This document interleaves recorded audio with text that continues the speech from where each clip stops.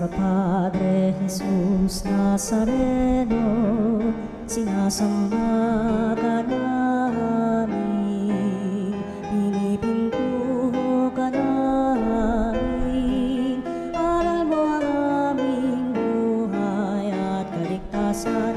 Nuestro Padre Jesús Nazareno, iligtas mo kami sa kamatayan, ang krus mong pinamatayan ay sagisag ng aming kaligtasan.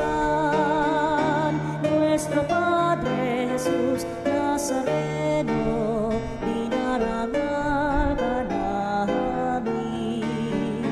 Nuestro Padre Jesus Nazareno, inulwalhati ka namin. Nuestro Padre Jesus Nazareno, inarangal ka namin.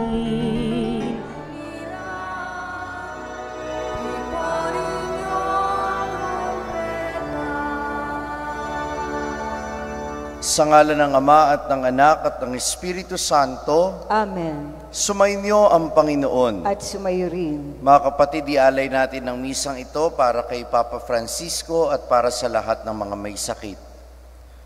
Upang maging marapat tayo sa banal na pagdiriwang, pagsisihan natin ang mga nagawang kasalanan.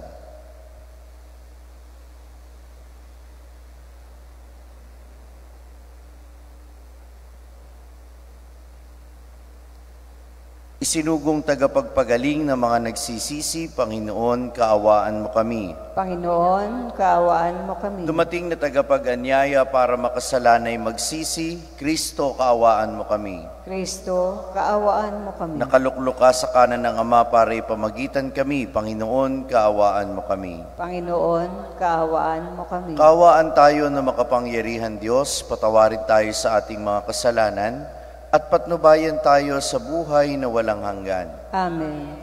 Manalangin tayo. Ama naming makapangyarihan, Ikaw ang kagalingan ng mga nananalig kailanman. Dinggin mo ang aming pakiusap para kay Papa Francisco at sa lahat ng mga may karamdaman, na aming inihihinging tulungan mo at kaawaan, upang sa pagbabalik ng kanilang kagalingan, Ikaw ay mapasalamatan sa pagtitipon ng iyong sambayanan. Sa pamamagitan ni Jesucristo kasama ng Espiritu Santo, magpasawalang hanggan. Amen.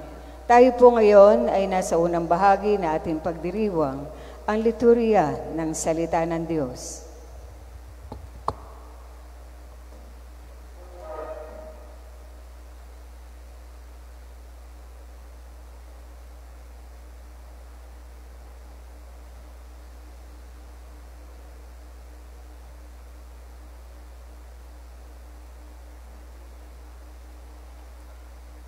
Ang salita ng Diyos mula sa aklat ni Sirach. Mula sa Panginoon ang lahat ng karunungan, at iyon ay taglay niya magpakailanman. Sino ang makabibilang ng butil ng buhangin sa dagat, o ng patak ng ulan, o ng mga araw, sa panahong walang pasimula at walang katapusan?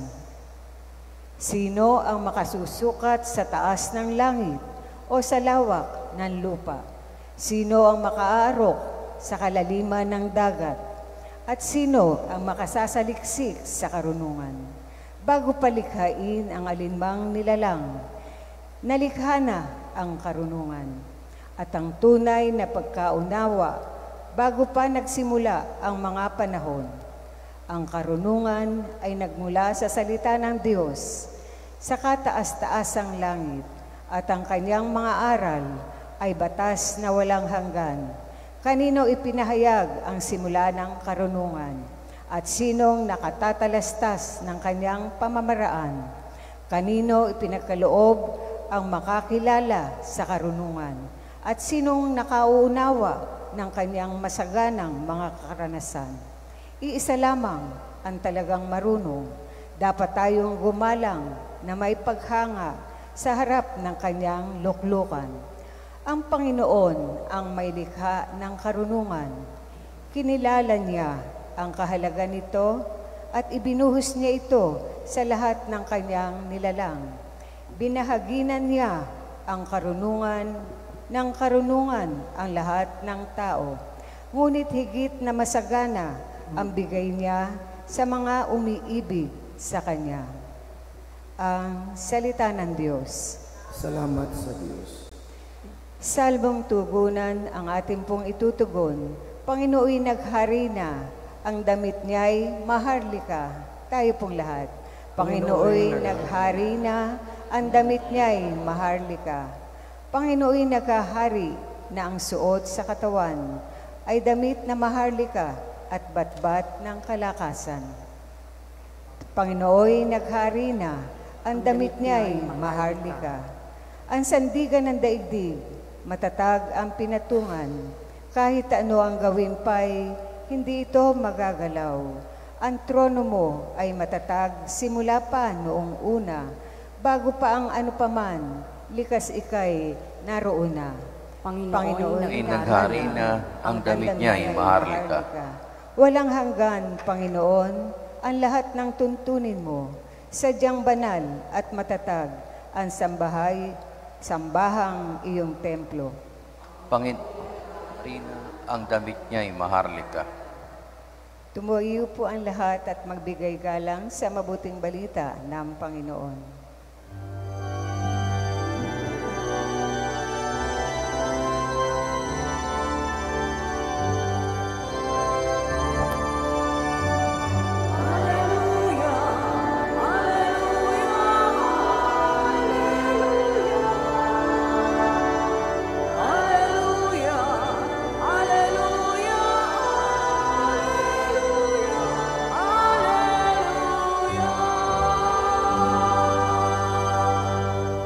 Sumainyo ang Panginoon At sumayo rin. ang mabuting balita ng Panginoon ayon kay San Marcos. Papuri sa iyo, Panginoon. Noong panahong iyon, habang bumababa si Jesus sa bundok, kasama sina Pedro, Santiago at Juan, nakita nila ang napakaraming tao na nakapaligid sa mga alagad na naiwan. At ang mga eskriba na nakikipagtalo sa mga ito. Nagulat ang mga tao nang makita nila si Jesus. Sila'y patakbong lumapit sa kanya at binati siya. Tinanong ni Jesus ang kanyang mga alagad, "Ano bang pinagtatalunan ninyo at ng mga taong iyon?" Sumagot ang isa mula sa karamihan, "Guro, dinala ko po rito sa inyo ang aking anak na lalaki, sapagkat siya'y inaalihan ng masamang espiritu at hindi makapagsalita. Tuwing aalihan siya nito, siya'y inilulugmok, bumubula ang kanyang bibig at nagngangalit ang ngipin, at siya'y naninigas. Hiniling ko po sa inyo mga alagad na palayasin ang espiritu, ngunit hindi nila napalayas ito." Sinabi ni Jesus sa kanila, "Lahing walang pananampalataya, hanggang kailan ako dapat manatiling kasama ninyo? Hanggang kailan ko kayo pagtitiisan? Dalhin niyo rito ang bata." At dinala nga nila ito sa kanya. Nang si Jesus ay makita ng espiritu, biglang pinapangisayin nito ang bata, ano pat napalugbok ito sa kanya, at gumulong-gulong na bumubula ang bibig. Kailan pa siya inaalihan ng masamang espiritu? Tanong ni Jesus sa ama. "Mula pa po sa pagkabata," tugon niya. "Madalas siyang ihagis nito sa apoy at sa tubig upang patayin. Kaya kung may magagawa po kayo, mahabag po kayo sa amin at tulungan ninyo kami." Kung may magagawa, ulit ni Jesus. Mapangyayari ang lahat sa may pananalig. Kaagad sumagot ng malakas ang ama ng bata, "Nananalig po ako, tulungan ninyo ako bagamat ako'y nagkulang." Nang makita ni Jesus na dumaragsa ang mga tao, pinagsabihan niya ang masamang espiritu, "Ikaw, espiritong nagpapapipi at nagpapabingi, iniuutos ko sa iyo, lumabas ka sa bata at huwag ka nang papasok sa kanya." Nagsisigaw ang masamang espiritu, pinapangisay ang bata at saka lumabas. Naging mistulang bangkay ang bata, kaya't ang sabi ng marami, "Patay na." Subalit siya'y hinawakan ni Jesus sa kamay at ibinangon, at tumindig ang bata. Nang pumasok na si Jesus sa bahay, palihim siyang tinanong ng kanyang mga alagad, "Bakit po hindi namin napalayas ang espiritu?" Sumagot si Jesus, "Ang ganitong uri ng espiritu ay hindi mapalalayas kundi sa pamamagitan ng panalangin." Ang mabuting balita ng Panginoon. Pinupuri ka namin, Panginoong Hesukristo. Magsiupo na po. Magandang umaga po sa inyong lahat. Magandang umaga po, Father. Ang narinig nating ebanghelyo ay nangyari matapos na si Jesus ay bumaba mula sa bundok kasama ni na Pedro, Santiago at Juan nung siya'y magbagong anyo doon. At ito din ay nangyari pagkatapos niyang isugong kanyang mga alagad at nang sila'y magbalik upang magulat, ibinalita nila sa Panginoon na sila nakapagpalayas ng mga masasamang espiritu.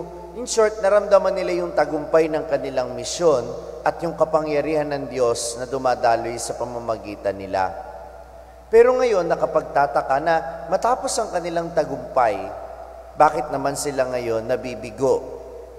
Minamahal ko mga kapatid, nais ipaalala ng Panginoon sa kanyang mga alagad at sa ating lahat. Sometimes we get so overwhelmed by our success in life that we forget to pray.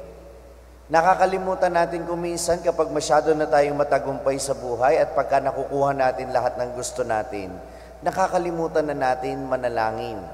Akala natin tuloy, yung lakas natin ang pinagmumula ng ating tagumpay.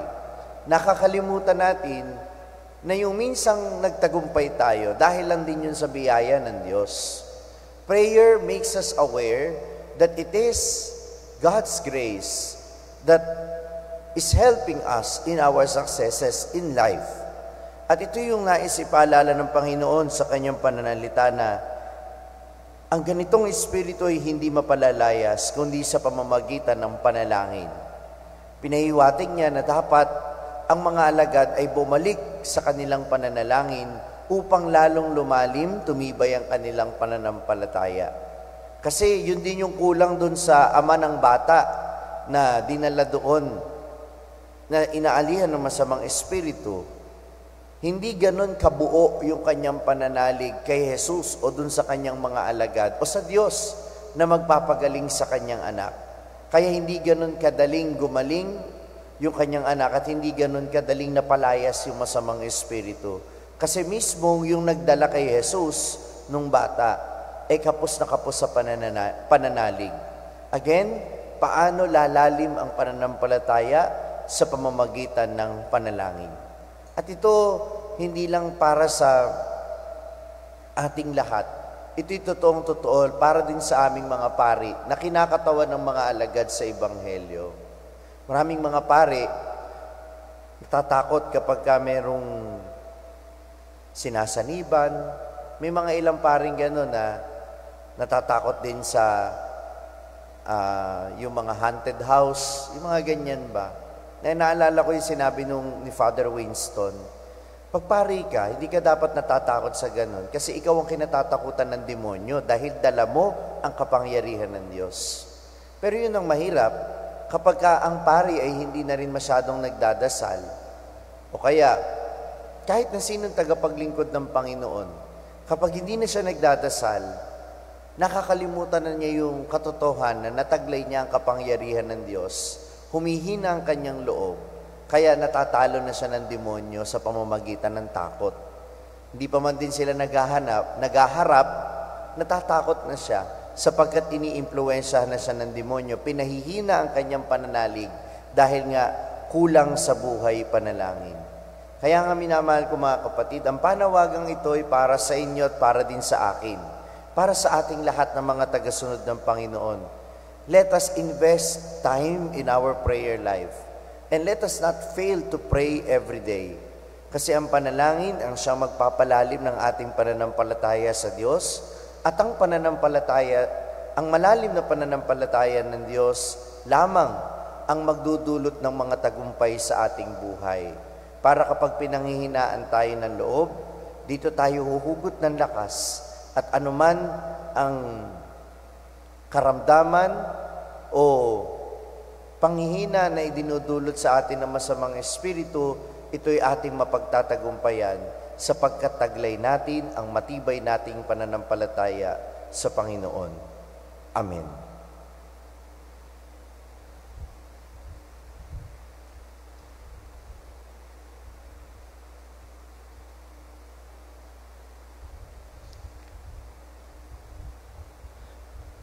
Sa pamamagitan ng Ebanghelyo, nangungusap si Kristo ng may walang hanggang kapangyarihan. Dumalangin tayo sa Kanya. Panginoon, dinggin mo ang aming panalangin. Panginoon, dinggin mo ang aming panalangin. Ang simbahan naway patuloy na magturo ng katotohanan ni Kristo at labanan ang kasamaan sa ating panahon. Manalangin tayo sa Panginoon. Ang mga pinuno ng daigdig, naway isulong ang kabutihan sa kanilang mga gobyerno at maging masigasig sa pagwawaksi ng kasamaan sa kanilang mga lipunan na kanilang sinumpaang paglingkuran. Manalangin tayo sa Panginoon. Tayong lahat, naway hindi manghinawa sa ating buhay, pananalangin upang hindi maghari ang mga masasamang espiritu sa ating buhay. Manalangin tayo sa Panginoon. Ang mga may sakit at yung mga nagdurusa sa bawat uri ng karamdamang pangkaluluwa at pangkatawan, naway lumaya mula sa kanilang mahirap at malungkot na kalagayan. Manalangin tayo sa Panginoon. Ang mga tapat na yumao, naway magkaroon ng kasiyahan sa masikat na liwanag ng buhay na walang hanggan. Manalangin tayo sa Panginoon.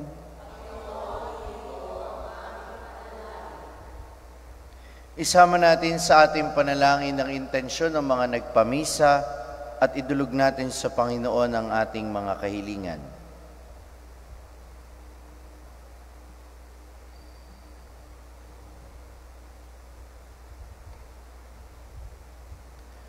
Ama naming Diyos, patuloy mo kaming hilumin sa kasamaan. Hayaan mo ang iyong kabutihan ang siyang magliwanag sa amin sa kapangyarihan ni Jesucristong aming Panginoon. Amen.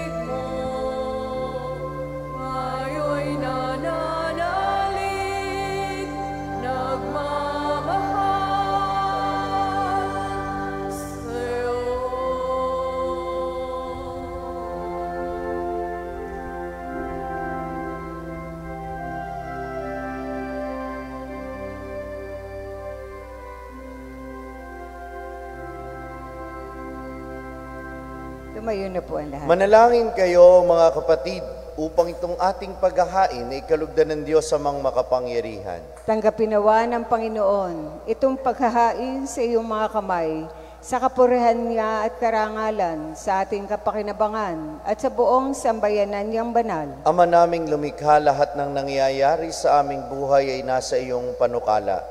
Kaya tanggapin mo ang aming mga alay at pithaya para kay Papa Francisco at sa mga kapatid naming sa sakit ay nagdaralita, upang sa kanilang ipinangangamba sila'y makalaya at magkamit ng kagalingang hangad nilang pagpapala sa pamamagitan ni Jesucristo kasama ng Espiritu Santo magpasawalang hanggan. Amen. Sumainyo ang Panginoon. At sumayo rin. Itaas sa Diyos ang inyong puso at diwa. Tinaas na namin sa Panginoon. Pasalamatan natin ang Panginoong ating Diyos. Marapat na siya ay pasalamatan. Ama naming makapangyarihan, tunay ngang marapat na ikaw ay aming pasalamatan sa pamamagitan ni Hesukristo na aming Panginoon. Utang na loob ang nagbubunsod upang gunitain ang kamatayan niya para kami buhayin. Pagtitiwala ang sanhi ng ligayang di malilimot sa pagkabuhay niyang sa aming kaloob. Pag-asa ang dahilan ng pagiging handa para sa pagbabalik niyang totoong dakila.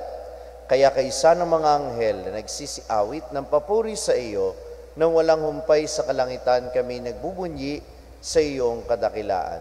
Santo, Santo, Santo ang Panginoong Diyos ng mahukbo, napupuno ang langit at lupa ng kadakilaan mo. O sana sa kaitasan, pinagpala ang naparirito sa ngalan ng Panginoon, o sana sa kaitasan.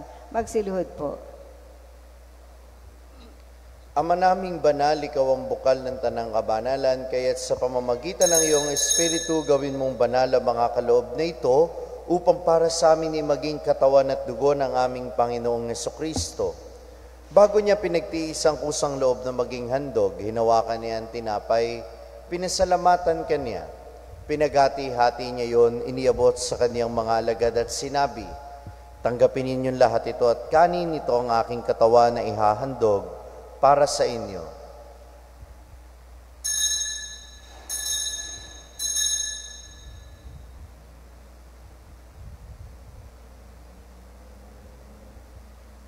Gayon din naman, nung matapos ang hapunan, hinawakan niya ang kalis, muli kaniyang pinasalamatan. Iniabot niya ang kalis sa kaniyang mga alagad at sinabi, tanggapin ninyong lahat ito at inumin. Ito ang kalis ng aking dugo ng bago at walang hanggang tipan. Ang aking dugo na ibubuhos para sa inyo at para sa lahat. Sa ikapagpapatawad ng mga kasalanan, gawin ninyo ito sa pag-alala sa akin.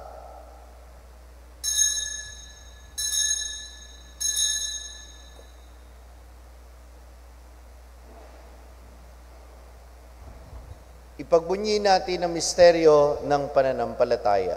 Si Kristo ay namatay, si Kristo ay muling nabuhay, si Kristo ay babalik sa wakas ng panahon. Ama, ginagawa namin ngayon ang pag-alala sa pagkamatay at muling pagkabuhay ng iyong anak. Kaya't iniaalay namin sa iyo ang tinapay na nagbibigay buhay at ang kalis na nagkakaloob ng kaligtasan. Kami nagpapasalamat dahil kami iyong minarapat na tumayo sa harap mo para maglingkod sa iyo. Isinasamo namin kami magsasalo-salo sa katawan at dugo ni Kristo ay mabuklod sa pagkakaisa sa pamamagitan ng Espiritu Santo. Amalingapin mo ang iyong simbahang laganap sa buong daigdig. Puspusin mo kami sa pag-ibig kay isa ni Francisco na aming Papa at ni Dennis na aming Obispo at ng Tanang Kaparian.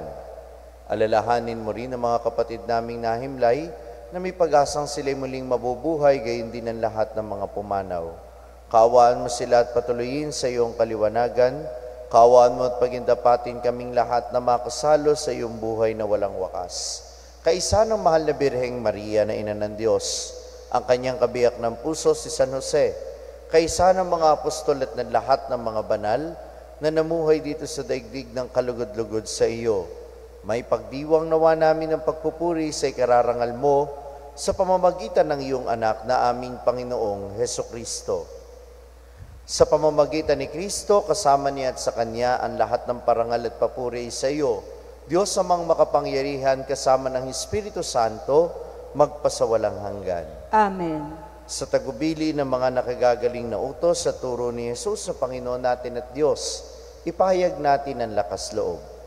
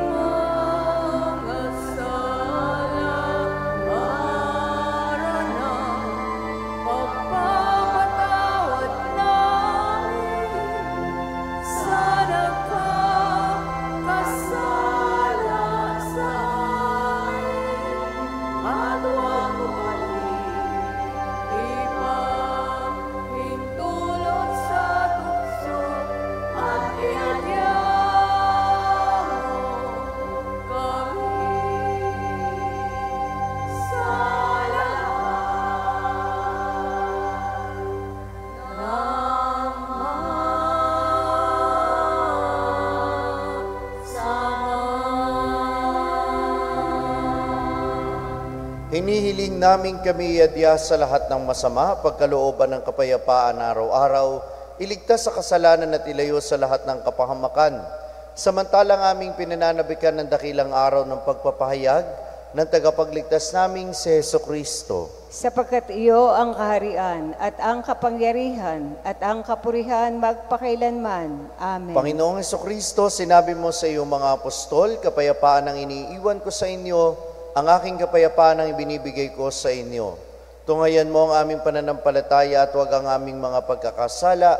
Pagkalooban mo kami ng kapayapaan at pagkakaisa ayon sa iyong kalooban, kasama ng Espiritu Santo magpasawalang hanggan. Amen. Ang kapayapaan ng Panginoon ay lagi nawang sumainyo. At sumayo rin. Magbigayan kayo ng kapayapaan sa isa't isa.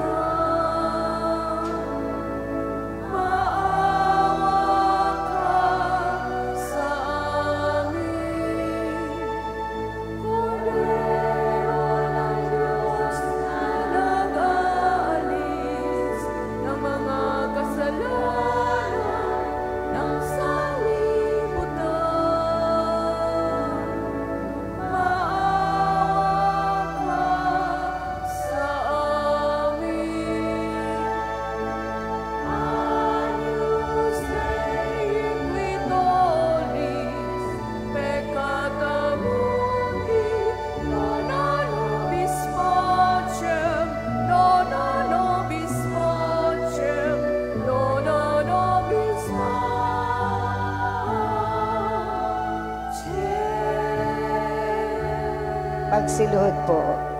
Ito ang kordero ng Diyos na nag-aalis sa mga kasalanan ng sanlibutan. Mapalad ang mga inaanyayahan sa kanyang piging.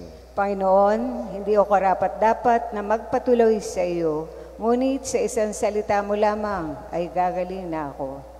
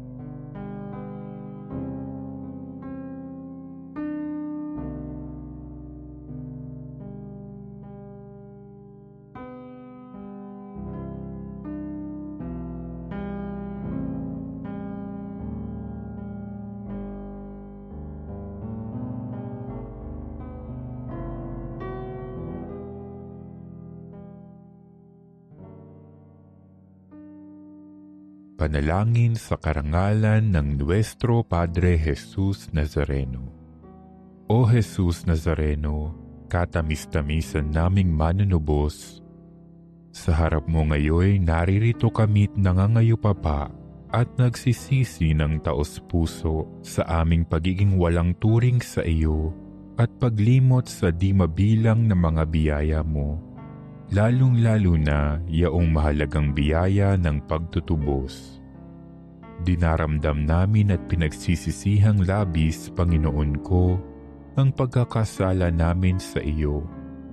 Ikinalulungkot namin ang pagiging dahilan Nang pagpapasan mo ng krus na iyan sa gitna ng mga hirap at kapaitan, hanggang sa inihandog mo ang iyong buhay sa bundok ng Kalbaryo, sa pagkaibig mo lamang na matubos kami at ang sangkatauhan mula sa sala.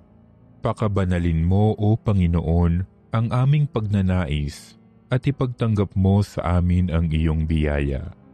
Maging tagapamagitan nawa ang iyong ina, ang kalinis-linisang Birheng Maria.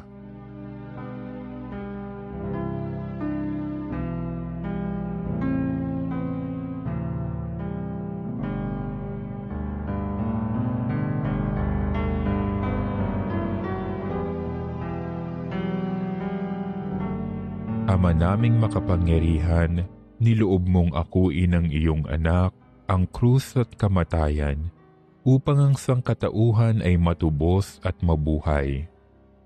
Ang pag-ako namin sa krus at kamatayan dito sa lupa, ayon sa diwa ng pagsunod sa iyong loob, na ginanap ng iyong anak, ay magpagindapat nawa naming kamtin ang lubos na katubusan at pagkabuhay sa iyong piling, sa pamamagitan ni Hesukristo, kasama ng Espiritu Santo, magpasawalang hanggan. Amen. Nuestro Padre Jesus Nazareno, Panginoon namin at Diyos, kaawaan mo kami.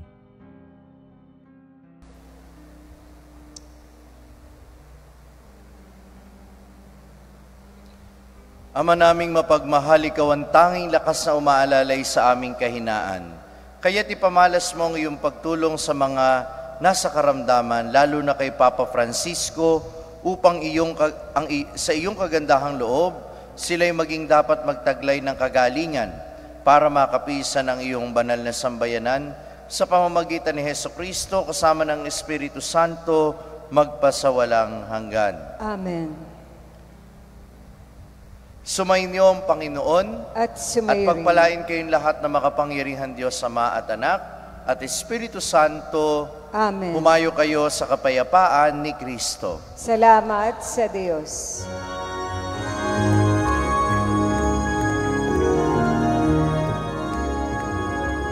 Nuestra Señora de Carmen, mahalay na natin, patron ng kapasaysayan, simbahan ang maraswari, pagpalain mo po ang parokya, kabayan ng aming pamilya.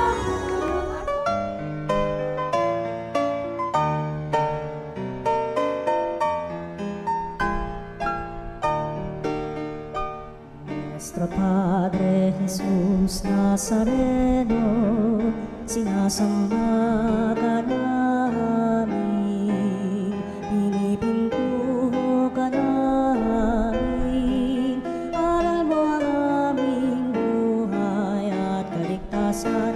Nuestro Padre Jesus Nazareno, iligtas mo kami sa kamatayan, ang krus mong pinamatayan ay sagisag ng aming kaligtasan.